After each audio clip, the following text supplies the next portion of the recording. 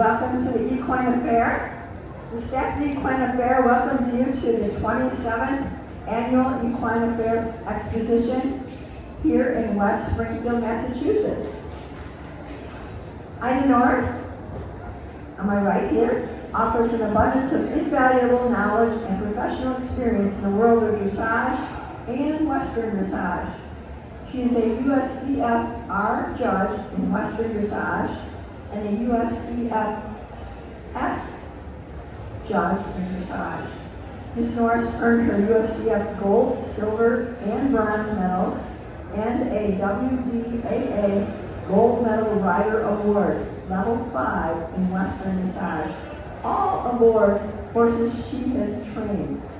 She currently competes in Western dressage through Level 5 on her mare, Lilith TL, and also competes in traditional dressage through Grand Prix. Although she enjoys teaching and judging throughout the United States, Ms. Norris specializes in virtual coaching and provides international masterclass courses on Western dressage and dressage. She's also skilled at classical long lining and working equitation. Her extensive dressage education includes working in Portugal with Nuno Oliveira, in Germany with Boyana, with Frau Maria Zimmer, and in Sweden at Flinga AB with Swedish Olympic coach Boyana, where she also taught long lining and dressage as well as competed in dressage aboard. Today, Ms. Norris lives and rides at Mill Pond Farm in Benson, Vermont. She will be presenting what you need to know before you develop your Western dressage musical freestyle. Please join me in welcoming Ida Norris. Here she is. Thank you very much for coming. Have any of you worked on freestyles before? Anybody? Well, good. Then you know a lot of the things we're going to talk about already. And I have been asked to condense this 2-hour performance here, usually down to 45 minutes, so we're going to move right along. But afterwards, I would love to talk to any of you at our booth at 515 here in this building in row 500. So come and ask questions there if you'd like afterwards, because I know that I'm going to have to really move along today. Western dressage has really embraced musical freestyle, and as well as traditional normal freestyle that you think of for dressage, we also allow that costumes. This is one of our competitors, which was an awesome costume. Keep in mind that freestyles are supposed to tell a story, and they have cohesiveness, which is a theme. So it's not just a technical program, put to music, but think of a performance, like a live performance. A freestyle should have a beginning, a middle, and an end, which is a finale. And like any good performance, the horse should look like it's dancing to the music and with harmony, but it is also an interesting pattern and it exhibits some degree of creativity. We're looking for something that's not just a technical performance with background music, but that you have some kind of a theme. When we're working with just traditional freestyles, just music, of course your music is going to give you your theme. But if you have the opportunity to try a costume class in Western dressage, your costume as well as your music should become cohesive, and your costume will help us identify your theme. You must win the technical part of a freestyle in order to win a freestyle. So we have to keep talking about your technical performance. And that is the left side of the paper on your test that you receive from the judge.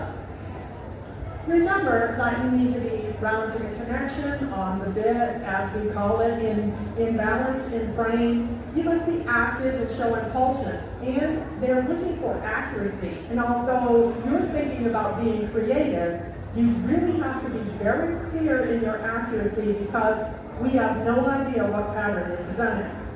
I many times have people in the middle of the ring exhibiting something, and I'm peering around out there going, oh no, is that a shoulder in, a romp there? Is that a haunted in? Started half pass, not sure. But the lines have to be incredibly straight because I don't have your pattern. At the Olympics now, in regular dressage, you're required to submit a floor plan. You tell us as judges what we're looking for, but keep in mind, I don't know what you intend to do, and so it has to be stupidly, excuse me, really, you need to hit me over the head with it clearly what it is you intend to do in order for me to quickly assess it. Because while I'm assessing that movement, I'm also assessing your music, your accuracy, is he on the bit, is he forward, do I recognize it, and has the scribe lost your paper? Crazy things happen in the booth.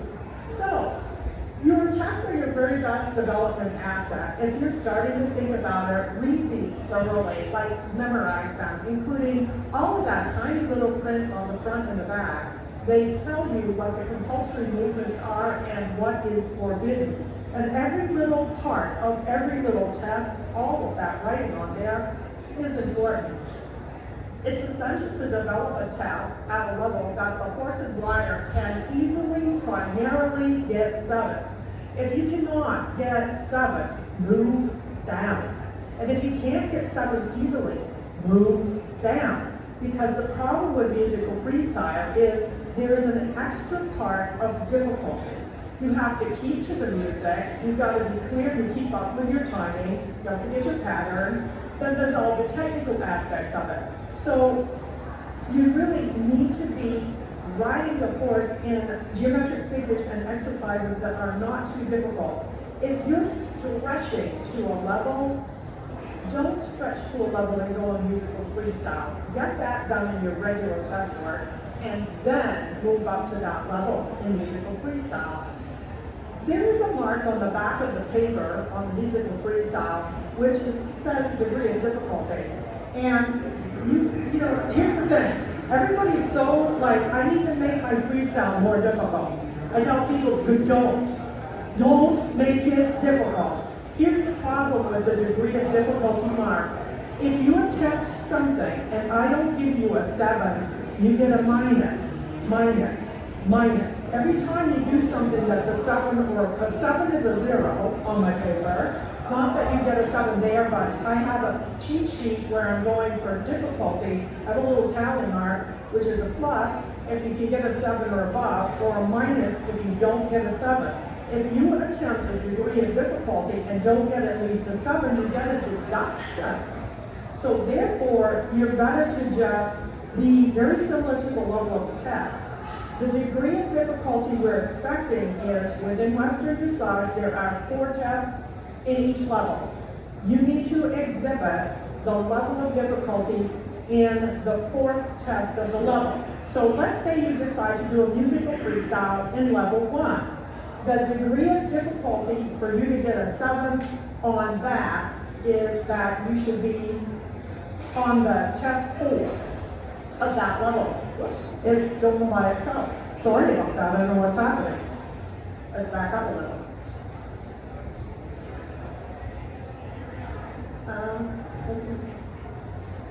Oops, it went all the way ahead. Sorry, folks. Weird problems. Okay, here we go. So, it's really important not to attempt any difficulty unless you're really confident about what you're doing. Make a steady test, make it clear for the judge, and then go ahead with it. So, the technical side, which is the left side, you're doing thoroughly. And the artistic side is on the right. Here's a cheat sheet for judges, which help you to understand what they're looking at. Can you help me with that? I don't know it's doing it by itself. Sorry. You can see here that your pre-show preparation is really important in that music, suitability, cohesiveness, and seamlessness, which is the 4th one down, is very important, and it has to be clear that you have a common thread with this. So the choreography are things like the first and the last halt. Here's some rules that are important to follow. They must be performed facing the judge at C. There should be no long lines or circles that have no purpose within your test. The movements or exercises that are not required do not add to your judging score. So if you're not required, to do a turn on the haunches at the walk, you're not required to do that. You don't get any points for it. And I have no place to add it in. And if you make a mistake in that, and I would have marked it maybe a 4, but I don't have a box for it, then you get a minus under degree of difficulty. So in some respects, you don't want to take chances and put in movements that aren't there. They don't add anything to core your test. The pattern has to be easily followed for the judges, because my problem is I'm judging your music. Also, does it have phrasing? I'm looking at, does it match the football? Is the horse on the bit? And so the pattern itself and the cohesiveness, meaning your theme, has to be clearer than clear for us. To earn higher marks, the design has to be clear and easily followed. The movements were placed in a way that the judge could easily recognize them or evaluate the movement. For example, if you're on an odd line, let's say you decided to be super creative and do shoulder in on a diagonal, I can't recognize that from the front. And I've actually had people say, well, it was super creative. And I'm like, it's never shown that way in a test, but sit at sea and see that I can't recognize it. I didn't have any idea what you were doing. If, for example, you actually perform something that I can't recognize, I can conceivably put a 0 in the box, because 0 is not executed. And in a freestyle, if I can't figure out where it was or I didn't recognize it, it's possible to get that 0 because I didn't see it executed or couldn't recognize it.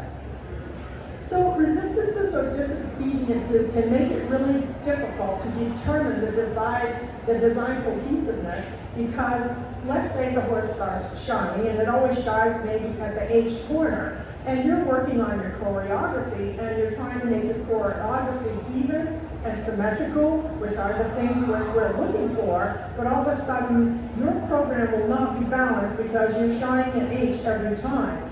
Not only will you receive disobedience or resistance marks, but now that disobedience can affect your choreography because the choreography didn't happen due to the disobediences. It is a little bit tough, and this is why freestyle is so much work and is such a challenge. We want you in there, but we're trying to be sure that you're confident and prepared. Perfect music matches the footfall of the dog and the lope. And it definitely requires two different pieces of music. If you, for some reason, think that a music has a tempo change, and it's your belief that that music matches the jog and the lope, judges are probably not musicians, and maybe don't recognize that. They are used to two different pieces of music, and it is very unusual for music to actually work well. The tempo of the lope and the jog are different, so even if a piece should change tempo, the judges are so busy with all the other judging, it is very likely that that is not recognizable for probably 90% of the judges are not musicians. So that is another way that you would be way too creative for the average judging this. You must be sure that your music appeals to a wide audience. It's also a problem that, keep in mind, our judges are probably 35 to 80. If you select something that those people are not going to recognize, it might be your favorite piece because you're 18 years old, the likelihood of that judge recognizing that music might be low. In order to win a freestyle, your music has to be recognizable by everybody. It really has to be recognizable. And so therefore, it's important to keep on this theme. That's the cohesiveness. The suitability of the music is important for your horse, and you have to think about if it's well edited, as in it sounds seamless, the editing is good, not abrupt, and that it interprets the music or the movements that you're using. Music needs phrasing. The music should not just match the horse's gait, but it should enhance it, and it should not detract from the gait. Music that enhances the horse visually, as well as matching the tempo, it's important that it makes your horse look good. For example, a very strong downbeat in a lope music makes a horse appear to be downhill. If that downbeat occurs when the horse's foreleg meets the ground, the horse is like looking downhill on its forehead. Maybe we have a really sprightly small pony with a small child, and we have a huge symphonic opening that's overwhelming and ominous music. Does that match this child and this pony? Probably not. Probably overwhelming. So we're talking now about the character of the horse and the character of your cohesiveness. So it should fit the character of the horse. Loud, heavy music might overpower a light horse. Music should not just be background music. Each gait should have its own piece of music suitable to the tempo and the energy of your gait. Music must be family appropriate and G-rated. We have some very popular singers now. Very controversial music with raunchy swear words in them. And we've had tremendous trouble with USDF, who has said this is not appropriate for us to even put over our speakers.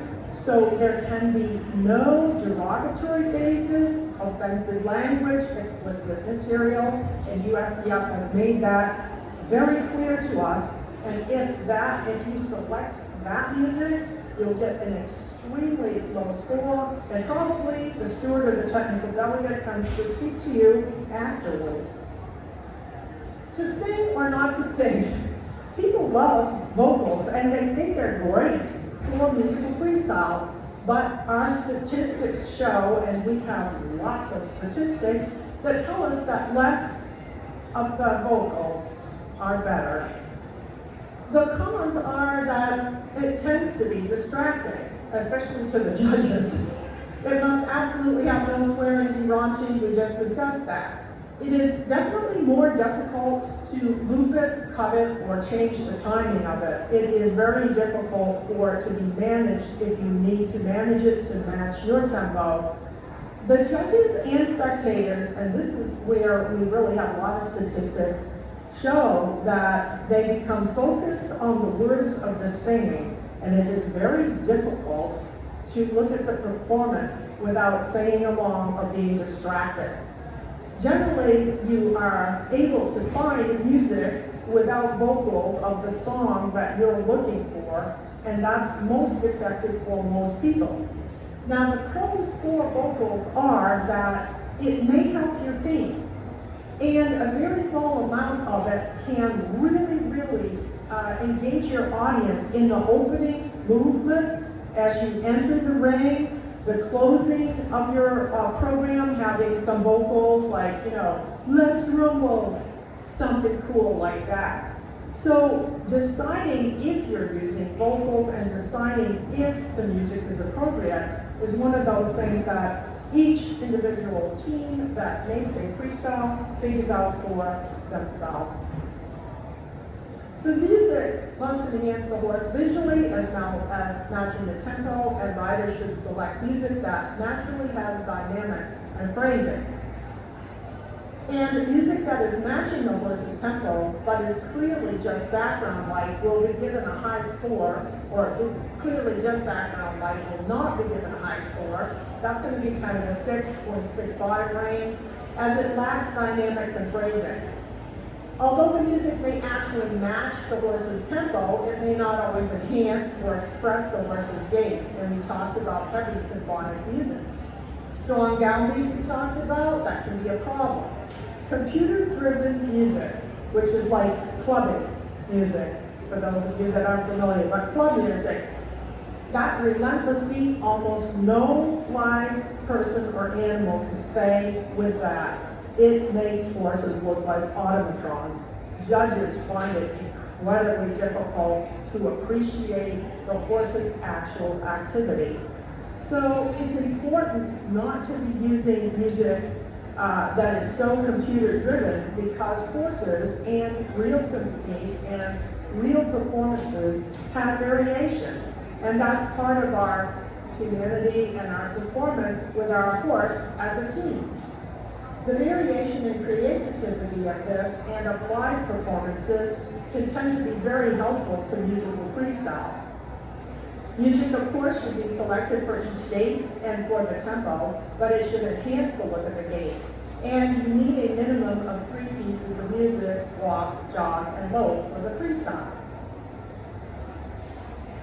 We need to talk quickly about phrasing and dynamics because those two are technical terms in music which are a large part of your musical freestyle.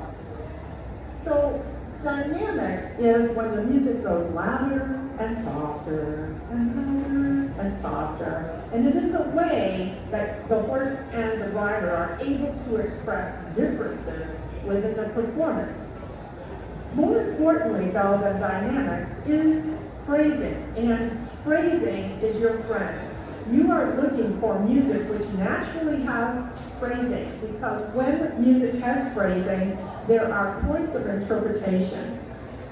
Phrasing is an interesting emphasis of repeated melodies or notes that kind of make a musical flourish.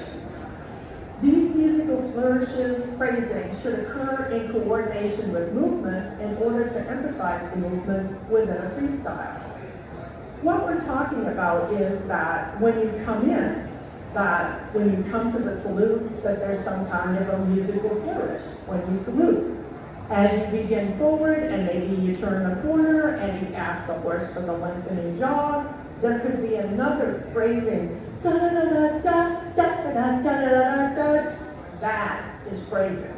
That's phrasing, and that's what you're looking for.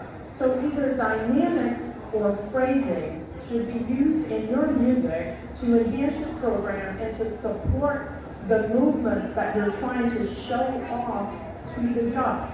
So there should be within each program several moments where I'm checking a box that said you did a unique movement and your music was edited, cut, or you designed the program so that when you did a lengthening, the music went along with that lengthening and told the story.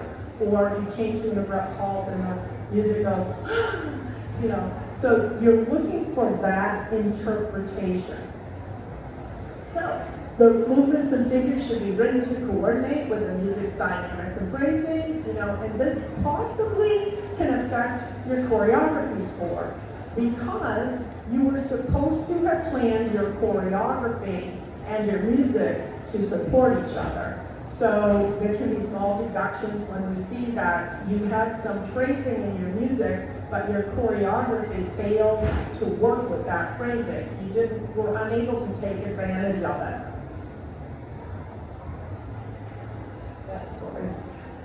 So the places that they're looking for us to have these opportunities, within basic and intro level, they're looking for at least 4 places where your music should show some interpretation for sure.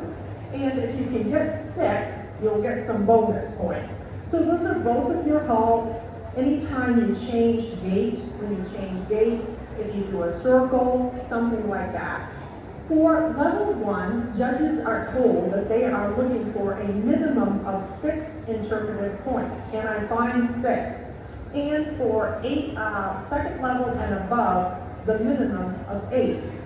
Later on, at the end of this, we're going to watch a level 4 rider do a test, and she has more than 15 interpretive moments where the phrasing supported her work, and that we're hoping we'll catch those. But it is significantly important for level 3 and up, where you have so much lateral work and so much lengthening, to be sure that you have some dynamics for phrasing supporting your shoulder in, your half pass, your halt, your pivots, anything that you're doing. Sequential changes are really fun to have some music on, so that's great.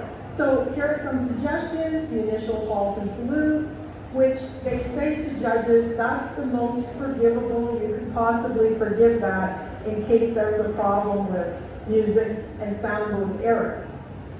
The first movement should have a change of music or some phrasing, and the first movement, you know, people try to catch our attention. It should be something significant, maybe a lengthening, maybe a shoulder in, maybe a half pass. You never know what you're going to do, but something significant. So that's great. Any lengthening of gait, jog, or lope should have support. Gait changes and transitions or special lateral movements should always have some phrasing if you can possibly do that. And always, always your final salute and halt should have a finale within the music itself. More on music. That entry music should introduce the theme or genre, and it's important for you to know and understand that you're required to have some entry music. But judging does not start. I do not actually start judging your technical performance until you have saluted, and at the first step forward, the timer begins for your ride, and you do have time. So you can have there's a maximum time limit for every level, and it is on the freestyle. So you have to be sure you're not over it. When you're over it, there are deductions. That timer is going to start as your horse steps forward out of the initial halt. And the music that you entered with hopefully hits me over the head with whatever your theme is, so that I can begin to be ready, thinking about, is this cohesive? And is this lively music for your horse? And what is she going to start with? So that's your start to let me know about the theme or genre. In many respects, people say to me, well, is that part judged? The music is, because the music itself is part of the cohesiveness of the program itself, and so that is interpreted and judged in with your music. So your entry music is part of your music consideration while the judge is judging. Your walk music can be relaxed, but it should have energy. For example, some people pick very slow walk music, and judges are constantly telling them in their traditional test that you need more energy, you need to cover more ground. But then they pick out a walk which is very maybe slow and quiet, and their horse walks very slowly. So that music didn't support a more athletic walk.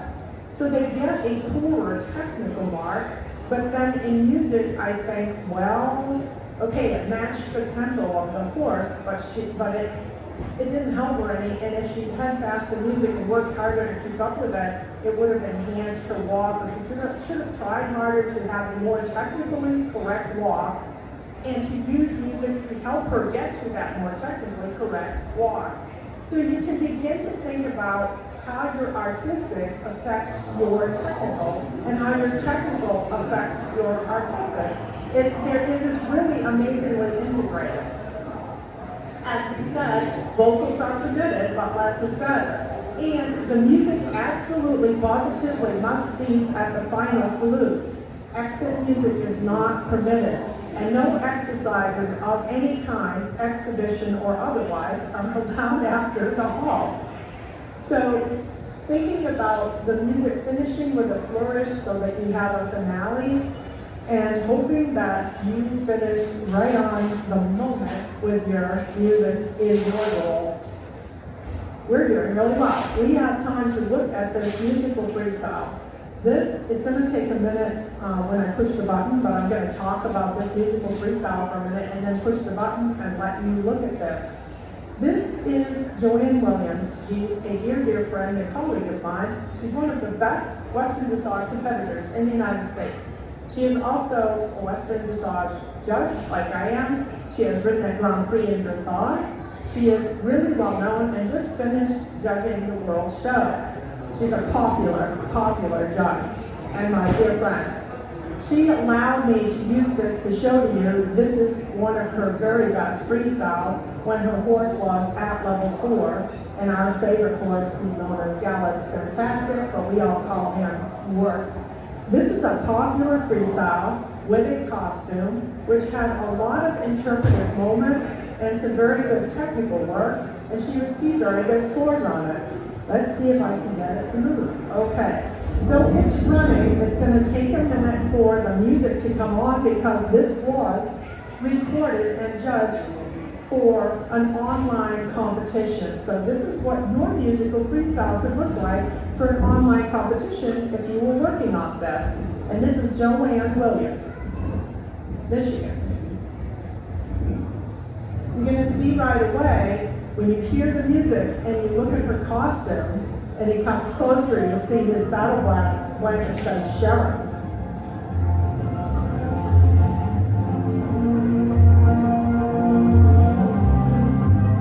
Super straight entry. I already have an idea about her theme.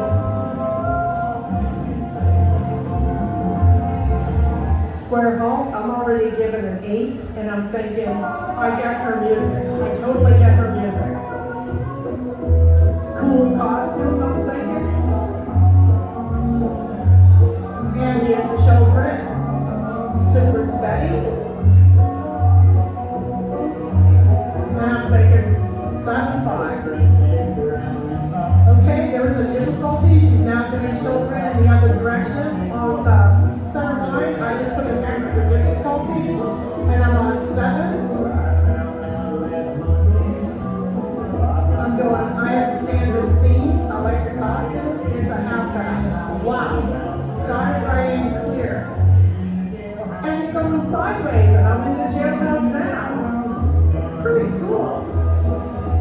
I'm on, oh my gosh, she passed the center line at this level, not required, just got a difficulty mark. On a mark, I gave an 8.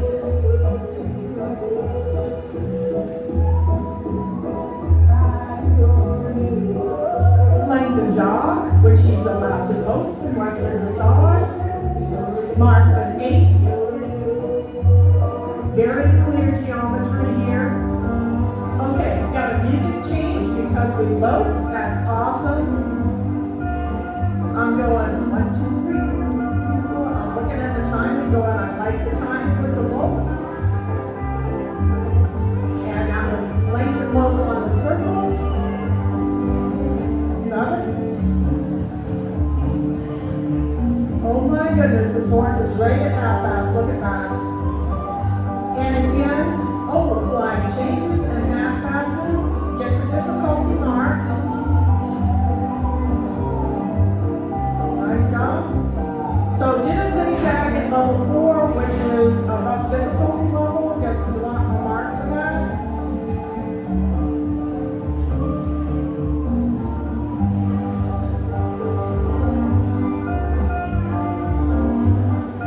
Okay, low to the canter pirouette, or low pirouette, which is marked as 7.5. Wow, square halt, I'm on 10 on the halt.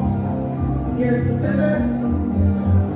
Be a little steadier, but wow, she had a music change, I'm on 7.5. Very difficult, right out of the pivot to the depart. And how, that wasn't even 10 meters before the next pirouette, although that could have been steadier. So I do not give it the difficulty mark because that would fail. But you looked up to a halt pivot in about 4 steps. That is a difficulty mark. Got a music change for the walk. That's amazing. No problem.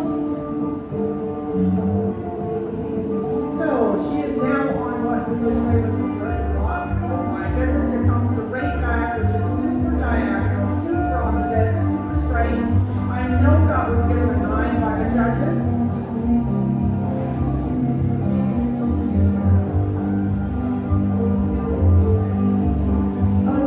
Another lengthening in the circle, so gets another mark for that. 7.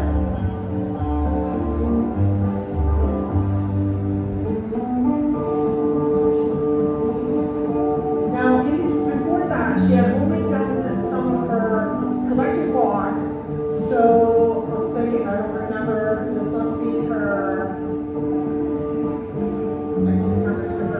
Walk. Yep, she was asking him to stretch out a little bit. So that was the 20 meters of the length walk, which went right into a diagonal half pass. So wow, okay. That's another difficulty. And the half pass, pretty dynamic, not as supple to the right as the left, but if I gave an 8 on the other one, I'd give a 7.5 on this. She's back to her jog music, so I'm clear with her music. Here comes the lengthening, which she's posting, which is legal. The lengthening jog, every level.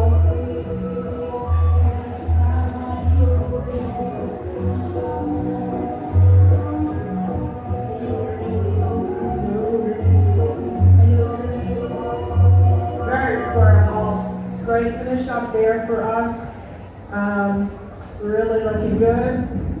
And she would come down here, and I'm just going to let this run for a minute for you because for online, she has to come up to the camera, and she's going to do a tack check. And tack checks are required for every online competition. And we have to see her boots, we have to see all 4 feet of the horse's feet, we have to see his sides, that the sides are not bloody. We got to be close enough to really see his sides. They did a great job showing her boots and her spurs. She has to get down and drop the bit, show us both sides of the bit, also turn the cavesson inside out so you can see that the cavesson itself is not rough. And she will probably take her bonnet off. Most people do take the bonnet off and show you there's nothing in there. I'm not sure if she did because this was several years ago, but now that is required. So the very thorough tack check, no matter how long it takes you, is very important, but you have to be very close to the camera so you can see there's nothing inside that bonnet. This woman does a perfect tack check all the time and does a really great job with it. Isn't he a personable horse? So his name is Worf. So we're just going to check out her bit to show you how close she's going to get there. To show you that. I don't know if she turned it around then, because this is 2 or 3 years old, and in those days we didn't have to turn them around. But now they ask you to turn it around because they wanted us to be sure to show that there was no roughness on the bits. So, I would like to ask any of you, we still have 5 minutes, and I was hoping that you might have some questions. Is there something we can talk about together? And is there anything new here that you haven't seen? Yes. I was just wondering if they had walk trot instead of walk trot over. Yes. Yes, we have intro. So for Western Dressage, intro is all walk jog. And we were looking at those interpretive points, and you only have to have 4 there, but almost everyone has that. So in Western Dressage, the levels go intro, which is walk trot, a walk jog only. Sorry, I'm English too, so the words come out. Jog trot, sorry. Basic is like training level dressage. So there's that basic in there. That's walk, jog, loop. And our basic test was just like training level, dressage training level test. 20-meter circles, jog, walk, halt. Very, very similar patterns. Almost the same pattern, very similar. Then first level, second level, and first level Western Dressage has leg heel, halt, has some of that loop. It's almost the same, very similar. Then level 2 for us is also shoulder in, haunches in. So the only thing that's really different in Western Dressage is level 3 does not have a flying change. We do not ask for flying change until level 4. Then you have to do low flying change and low path passes. And level 5, right now, level 5 looks like a combination of in the year 1, there's a lot of, there's some 4s and some 3 tempies, and there's some zigzag and low, and you have full cannon low pirouettes. So So you would suggest that people stay in one level until they get consistent 70? you have to be very close to a 70 in your traditional test to not struggle in the musical freestyles. I mean, I'd love to tell you that that isn't so, but there are so many more things that you're thinking about while you're in that test that, you know, you're welcome to come in. We're always going to judge you, but my students say, but I would prefer to be successful. And now I have not my judging hat on, but my coaching hat on, telling you, I need you to be about 68 to 71 all the time in your regular intro test, and then do musical freestyles. And you know, you're gonna really kick butt in your musical freestyle and intro when you're working on basic. You know, show the musical freestyle just one down a little bit to be super successful. It is so much work, but it is so much fun. And I personally really love the costume class. Yeah, it is so much fun.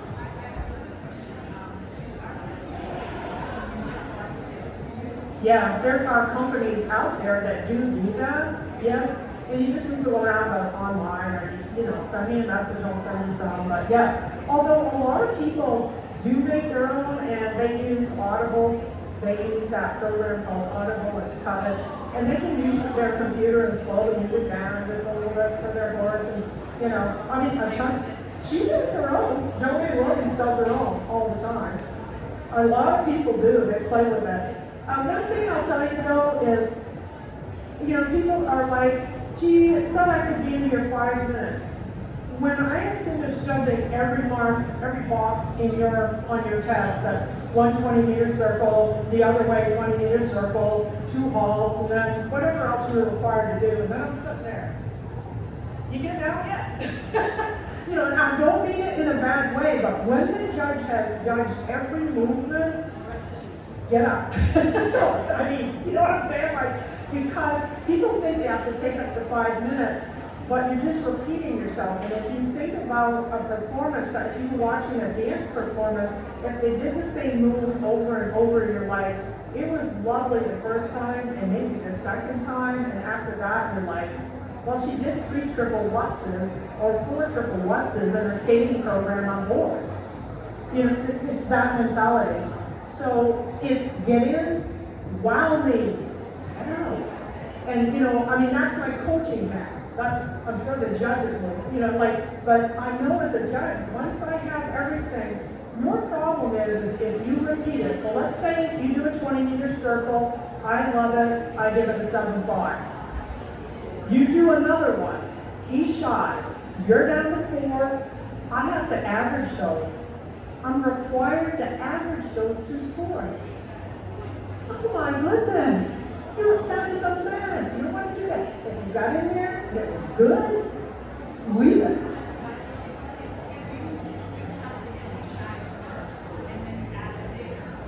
If you get it again and it's better, then I'm averaging it up. So this is what most people do.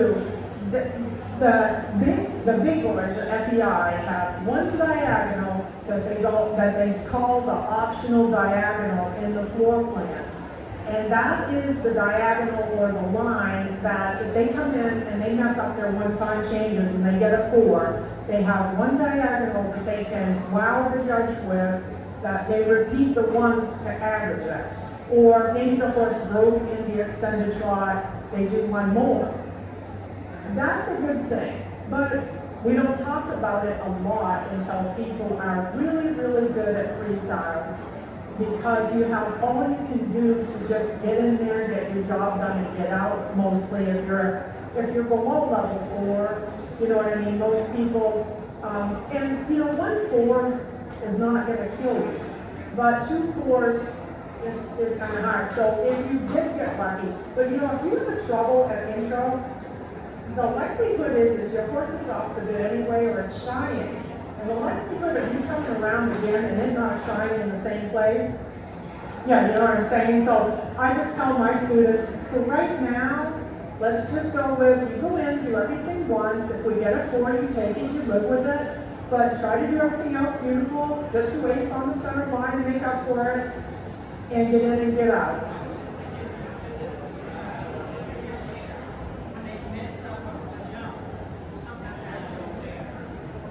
And you can do that. You can do that. But then you go down the road of, now is your geometry still, your choreography still even? Are you still with your music? It goes on and on. So yes, you can be creative, but the problem with creativity is generally that it's confusing. And I say to people, keep it really simple, because I'm judging so many things at once.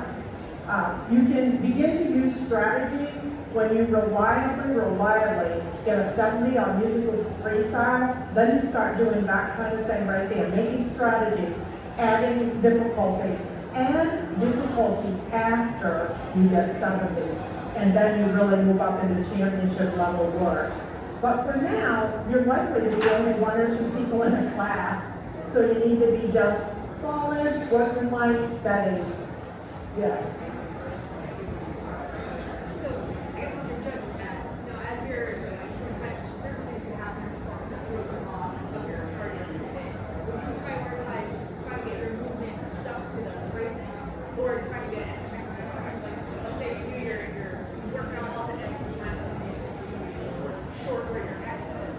Yeah, shorten your act. So this lady said if you get off on your music, do you still work on your, do you go right to where you plan to? You know, you have to be a little flexible. And you're on the center line and you're going, oh man, I thought I was gonna get to X, but I'm not gonna get there. So, but I don't know that you didn't plan, but I don't care where you halt on the center line, you know what I mean? And I don't know where you're gonna halt. So you give me a nice 8 halt and it's 8 feet back from X, I don't care, because I don't know that that's not where you planned it.